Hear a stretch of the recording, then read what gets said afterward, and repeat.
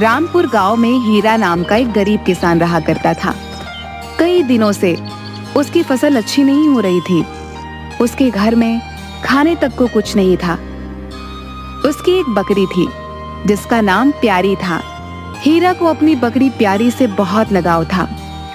कई दिनों से हीरा के खेत में फसल न होने के कारण हीरा के घर में अब एक भी अनाज का दाना नहीं था। देखिए जी, आज कई दिन हो गए हैं लेकिन घर में कुछ भी खाने को नहीं है। अगर ऐसे ही चलता रहा तो हम भूखे मर जाएंगे। कई दिन हो गए हैं और पेट में एक भी अन्न का दाना नहीं गया है। हाँ, ये देखिए आ गई आपकी प्यारी। इसकी भूख का तो ख्याल तुम्हें रहता है ना, इसलिए रोज ले जाते हो इसे जंगल। ये तो घास फूस खाकर अपना गुजारा कर सकती है, लेकिन मैं तो घास फूस नहीं खा सकती ना। न जाने वो दिन कब आएगा जब तुम 2 वक्त की रोटी मुझे दे सकोगे। अब मुझसे और नहीं सहा, ज्यादा बताई देती हूँ। हाँ। अरे भाग्यवान, तुम तो जानती ही हो मेरी मेहनत में तो कोई कमी नहीं है। अपने खेत में जो भी फसल बोता हूँ वो होती ही नहीं है। अब तुम ही बताओ मैं क्या करूं। लेकिन तुम चिंता मत करो भाग्यवान, जल्दी ही कोई ना कोई रास्ता निकल आएगा। हाँ, अगर जल्दी से तुमने कुछ नहीं किया तो मैं ही तुम्हारी टूटी झोपड़ी छोड़कर चली जाऊंगी। हाँ, बता देती हूँ तुम्हें। अगली सुबह हीरा अपने खेत में चला जाता है और उसकी बकरी उसकी झोपड़ी में ही बंधी होती है और काफी चिल्ला रही होती है। अरे क्या हुआ? क्यों आज सुबह सुबह इतना चिल्ला रही है? मैं कहती हूँ चुप हो जाओ। अच्छा, तो तू ऐसे नहीं मानेगी। आज तो मैं तुझे अच्छा सबक सिखाऊंगी। आज तुझे बेचकर कुछ पैसे ही मेरे हाथ आ जाएंगे। कुछ दिनों से कुछ अच्छा भोजन नहीं खाया मैंने। तू किस काम आएगी मेरे? जिसके बाद हीरा की पत्नी बकरी प्यारी को एक चरवाहे के पास बेच देती है और बदले में कुछ पैसे लेकर खुश हो जाती है। शाम को हीरा जब खेत से वापस आता है और देखता है कि उसकी प्यारी बकरी झोपड़ी में नहीं है तो वो दुखी हो जाता है। तभी हीरा देखता है कि उसकी पत्नी बैठकर खूब सारी मजेदार जलेबियां और समोसे खा रही होती है। अरे वाह वाह, बहुत ही स्वादिष्ट। वाह वाह वाह, बहुत ही मजेदार है। आज तो मजा ही आ गया। वाह वाह वाह। अरे भाग्यवान, आज इतनी सारी जलेबियां और समोसे कहाँ से आए? और मेरी प्यारी कहीं नजर नहीं आ रही है। आखिर कहाँ है प्यारी? अरे ये जलेबियां और समोसे पास वाली बिमला देकर गई है। हाँ, बड़े मजेदार हैं। हाँ, और भला मुझे क्या पता तुम्हारी प्यारी का गई होगी जंगल में कुछ चरने। अब भला यहाँ तो उसे कुछ मिलता नहीं है। जाओ जाओ, जाकर ढूंढो अपनी प्यारी को। अरे प्यारी तो कभी जंगल में अकेली जाती ही नहीं है, हमेशा मेरे साथ ही जाती है। फिर भला उसे आज क्या हुआ? जाकर देखता हूँ उसे। जाओ जाओ, ढूंढो अपनी प्यारी को। उसे बेचकर तो ही तो मुझे आज जलेबियां और समोसे खाने को मिले हैं। हाँ। न जाने मेरी प्यारी कहाँ चली गई है। मेरी प्यारी ठीक तो है, न जाने इस जंगल में कोई जानवर उसे खा तो नहीं गया। अरे प्यारी कहाँ चली गई तू? तभी थोड़ी देर बाद हीरा को उसकी प्यारी बकरी नजर आती है। वह कुछ देर हीरा को देखती है और फिर भागने लगती है। हीरा भी उसे देखकर उसके पीछे भागने लगता है। अरे प्यारी रुक तो सही, आज ये क्या हुआ है तुझे? मैं कहता हूँ रुक जा। अरे प्यारी क्या हुआ है? अरे रुक जा प्यारी, रुक जा। लेकिन उसकी बकरी नहीं रुकती और वह जंगल की ओर भागने लगती है। भागते भागते वह एक सुंदर से पेड़ के पास आकर रुक जाती है। अरे तू भी ना प्यारी, मुझे तो तूने आज डरा ही दिया था। ऐसे अकेले इस जंगल में क्यों चली आई थी?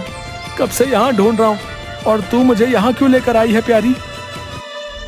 तभी हीरा को एक बूढ़ी अम्मा की रोने की आवाज सुनाई देती है। हीरा थोड़ा हैरान हो जाता है और आगे चलकर देखता है कि एक बुढ़िया जिसके बहुत ही लंबे लंबे घने काले चमकदार बाल होते हैं, उसी सुंदर से पेड़ के पीछे बैठकर रो रही होती है। अरे अम्मा, क्यों रो रही हो तुम? सब ठीक तो है ना? अरे क्या बताऊं बेटा, मैं बहुत ही अभागी हूँ। इसी जंगल में कई वर्षों से अपनी छोटी सी झोपड़ी बनाकर रहती थी, लेकिन कल रात एक ऐसी भयानक आंधी आई जिसमें मेरी झोपड़ी तहस नहस हो गई बेटा। मुझ दुखियारी का इस दुनिया में कोई नहीं है। अब मैं कहाँ जाऊंगी बेटा?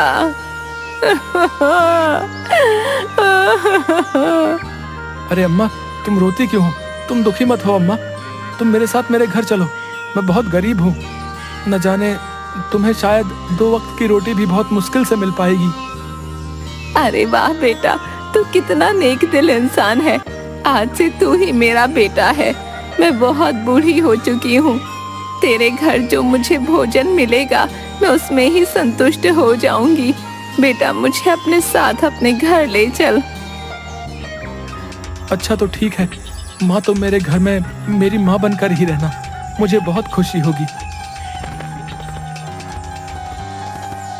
तभी उसकी पत्नी हीरा के साथ बूढ़ी अम्मा को देखकर वो बहुत गुस्सा हो जाती है। अरे अरे अरे, आज ही किसे ले आए तुम? क्या देखते नहीं हो? आखिर मैं कहती हूँ कौन है ये बुढ़िया और तुम्हारे साथ क्या कर रही है? अरे भगवान, आज से ये अम्मा मेरी माँ है और हमारे साथ ही रहेंगी। जैसी भी रूखी सूखी रोटी हम खाते हैं माँ भी वही खा लेगी। इनका इस दुनिया में कोई नहीं है, इसलिए मैं इन्हें जंगल से अपने साथ ले आया। अरे वाह वाह, ये भी कोई बात हुई भला? क्या जानते नहीं हम दोनों का ही गुजारा कितनी मुश्किल से हो पाता है, और एक और मुसीबत लेकर आ गए। अच्छा भाग्यवान, अब गुस्सा मत करो। आज से यही मेरी माँ है। इनका इस दुनिया में और कोई नहीं। जाओ, रसोई में जो भी खाने को हो वो अम्मा के लिए ले आओ। खुद एक वक्त की रोटी नहीं खा पाते, ऊपर से ले आए इस अम्मा को यहाँ। अरे घर में तो कुछ नहीं है सिवाय कुछ चावल के दानों के। भला उनसे इस अम्मा का पेट थोड़े ही भरेगा। तुम भी न जाने किसे ले आए। खुद एक वक्त की रोटी नहीं खा पाते हैं, ऊपर से ले आए इस अम्मा को यहाँ। अरे बेटिया, मैं उन थोड़े से चावल के दानों से ही अपनी भूख मिटा लूंगी। तुम दुखी मत हो, मुझे बस वही चावल के दाने लाकर दे दो। अच्छा ठीक है, लाकर देती हूँ तुम्हारे लिए चावल के दाने। मैं भी तो देखूं भला, बहुत ही कम मात्रा में चावल के दानों से तुम अपनी भूख कैसे शांत करोगी। तभी हीरा की पत्नी अंदर रसोई में जाती है और एक पतीले में जिसमें बहुत ही कम चावल के दाने होते हैं अचानक से चावल के दानों से भर जाता है, जिसे देखकर वह हैरान रह जाती है। अरे अरे, ये कैसे हुआ? ये तो एक चमत्कार है। हाँ, इतने सारे चावल के दाने। अरे वाह वाह, मुझे तो कुछ समझ में नहीं आ रहा। तभी वहाँ पर हीरा आ जाता है और ये सब देखकर हैरान हो जाता है। अरे भाग्यवान, ये कैसे हुआ? इतने सारे चावल के दाने। हाँ, मेरी तो कुछ समझ में नहीं आ रहा, ये कैसे हुआ आखिर। जिसके बाद हीरा की पत्नी बूढ़ी अम्मा को खूब सारे चावल एक थाली में दे देती है। जिसके बाद अम्मा वह चावल बड़े चाव से बैठकर खाती हैं। तभी हीरा की पत्नी बूढ़ी अम्मा के लंबे लंबे बाल बड़े ध्यान से देखती है, जो काफी चमक रहे होते हैं। अरे वाह, इस बुढ़िया के बाल तो कितने लंबे और चमकदार हैं। वाह वाह, इतने सुंदर बाल। इस जैसे बाल तो पूरे गांव में किसी के नहीं हैं। हाँ। अरे वाह वाह, ये तो सच में बहुत स्वादिष्ट भोजन है। वाकई हीरा बेटा, मेरी आत्मा को शांति मिल गई। वाह वाह, बहुत ही मजेदार। आज तो न जाने कैसे ये चमत्कार हुआ और इन चावलों से हमारा पेट भर गया। लेकिन कल क्या होगा? कल कैसे हमारी भूख मिटेगी?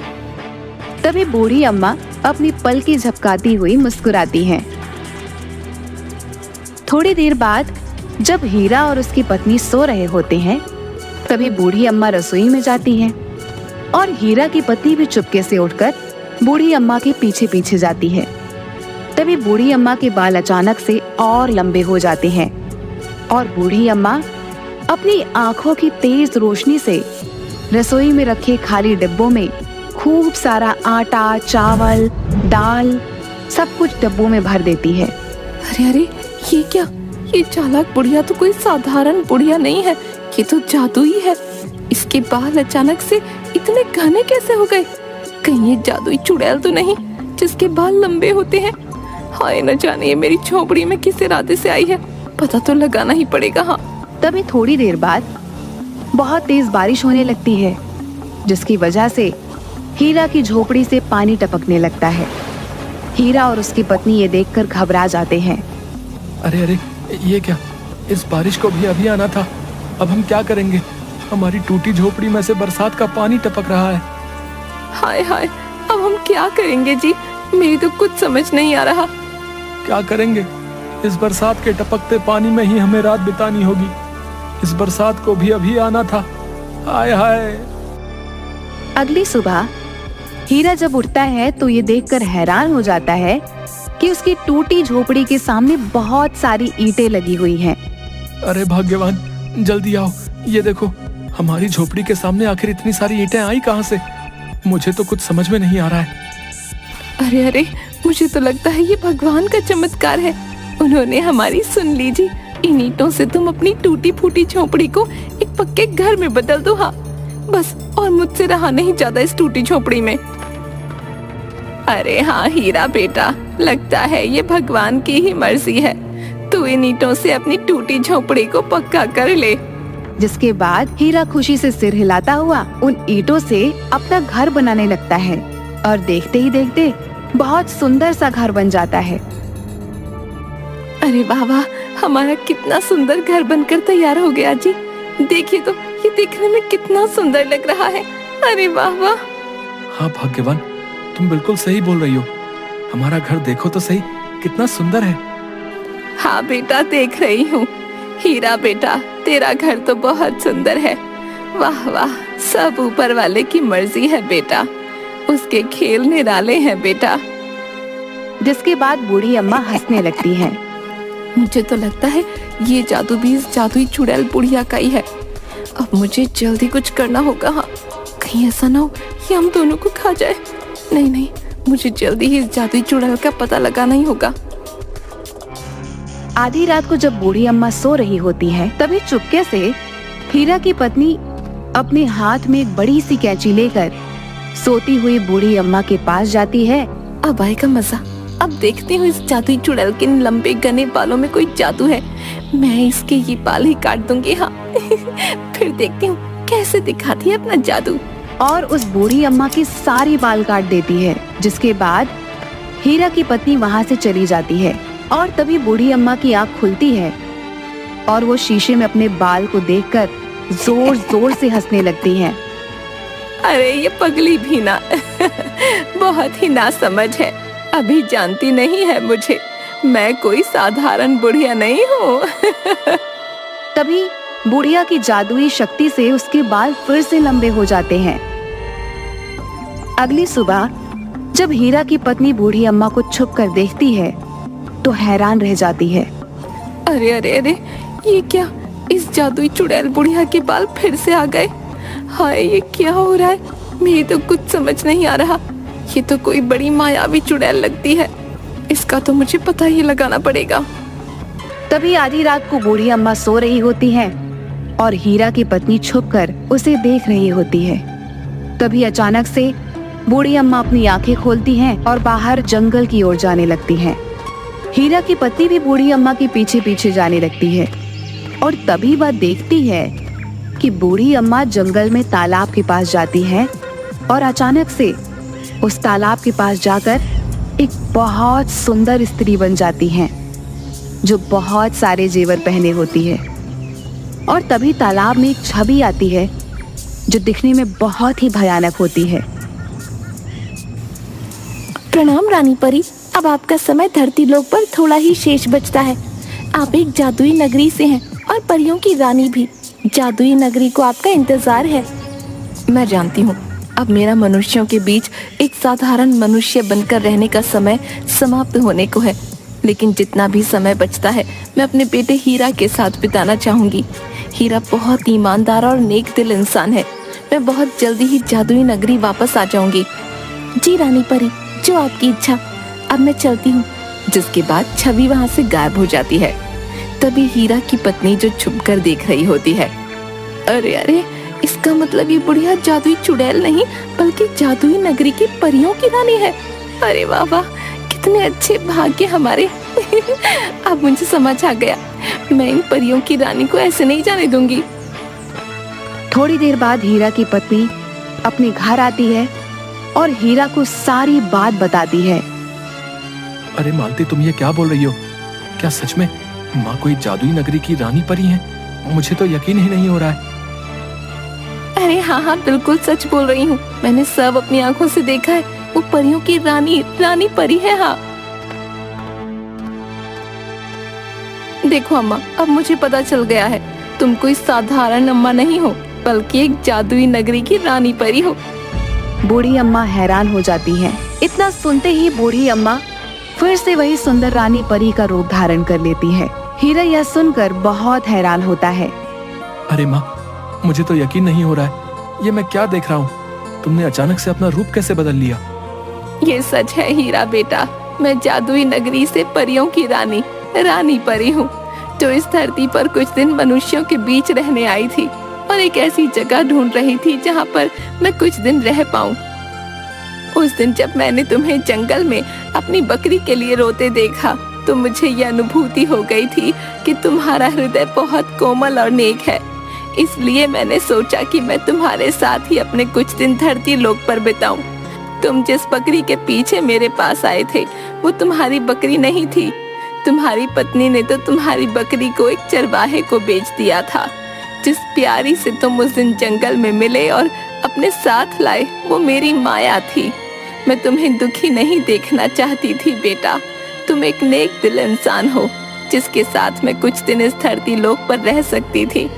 इसलिए ही मैंने अपना भेष एक बुढ़िया के रूप में बदल लिया और यहाँ तुम्हारे साथ तुम्हारे घर चली आई। हीरा यह सुनकर बहुत हैरान होता है। रानी परी, धन्य भाग है मेरे, जो आप मेरे साथ मेरी माँ बनकर रहने आई। आपको अपनी माँ के रूप में पाकर मुझे बहुत खुशी हुई, रानी परी।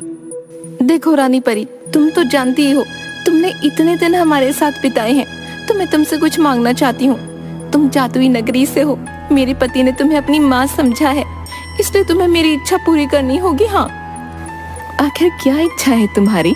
मैं अवश्य ही पूरा करूंगी, बताओ मुझे। तभी हीरा की पत्नी काफी सोच में पड़ जाती है और 2 मिट्टी के घड़े लेकर आती है। ये रहे मिट्टी के घड़े, तुम इन दोनों घड़ों को धन और सोने चांदी से भर दो। मैं बहुत अमीर हो जाऊंगी। हाँ, इतना धन पाकर तो हमारी सारी समस्या दूर हो जाएगी। हाँ। अच्छा ठीक है, अगर तुम्हारी यही इच्छा है तो मैं जरूर तुम्हारी ये इच्छा पूरी करूंगी बेटी। लेकिन इन दोनों मिट्टी के घड़ों में से तुम्हें सिर्फ पहले घड़े को ही छूना है, क्योंकि उसी में तुम्हारे लिए इतना धन और सोना चांदी होगा जो तुम्हारे जीवन के लिए पर्याप्त होगा। दूसरा मिट्टी का घड़ा लालच का घड़ा है। इस घड़े को तुम हाथ मत लगाना, वरना अच्छा नहीं होगा बेटी। और तभी देखते ही देखते दोनों मिट्टी के घड़ों में सोने चांदी भर जाते हैं। हीरा की पत्नी यह देखकर बहुत खुश हो जाती है। अरे वाह, इतना सारा सोना चांदी। वाह वाह, अब तो मैं बहुत अधिक धनवान हो जाऊंगी। अच्छा हीरा बेटा, अब मेरे यहाँ से जाने का वक्त हो गया है। तुम्हारे साथ कुछ दिन बिताकर मुझे आनंद मिला, लेकिन मालती बेटी, तुम ध्यान रखना, जो भी मैंने तुमसे कहा है, इन दोनों घड़ों में से केवल पहला घड़ा ही छूना, वरना परिणाम अच्छा नहीं होगा। जिसके बाद वो रानी परी वहाँ से गायब हो जाती है। अरे वाह वाह, कितना सारा धन! अब जरा इस धन से भरे घड़ों को छू कर तो देखो। वाह वाह वाह, कितना सारा धन! अब तो मैं पूरे गांव में सबसे अधिक धनी हो जाऊंगी। और पहला घड़ा उठाती है और बहुत खुश हो जाती है। लेकिन फिर हीरा की पत्नी की नजर दूसरे घड़े पर पड़ती है, जो सोने और चांदी से चमक रहा होता है। अरे वाह वाह, ये धन का दूसरा घड़ा तो बहुत चमक रहा है। अरे वाह, अगर इस मटके का धन भी मेरा हो जाए तो कितना अच्छा होगा, मैं और धनी हो जाऊंगी। नहीं नहीं मालती, ये तुम क्या कर रही हो? तुम्हें याद नहीं रानी परी ने क्या कहा था? दूसरा घड़ा लालच का घड़ा है, तुम्हारे हाथ लगाने से इसका परिणाम अच्छा नहीं होगा। ऐसा मत करो मालती। अरे तुम चुप करो, क्या देखते नहीं हो कितना सारा सोना चांदी है इस दूसरे घड़े में भी? अगर ये भी मेरा हो जाए तो मैं सबसे अधिक धनवान हो जाऊंगी। जिसके बाद हीरा की पत्नी जैसे ही वह घड़ा उठाती है, अचानक से सारा सोना चांदी काले रंग के कीड़ों में बदल जाता है। अरे अरे, ये क्या हो गया? हाय हाय हाय, सही कहा था रानी परी ने मुझे, लालच के घड़े को हाथ नहीं लगाना चाहिए था। हाय हाय, मेरे अधिक धन पाने के लालच के कारण ही ये सब हुआ। ये तुमने क्या किया मालती? रानी परी ने कहा था दूसरा घड़ा मत छूना, लेकिन तुम्हें तो सबसे धनवान होना था। देखा तुम्हारे लालच ने क्या कर दिया।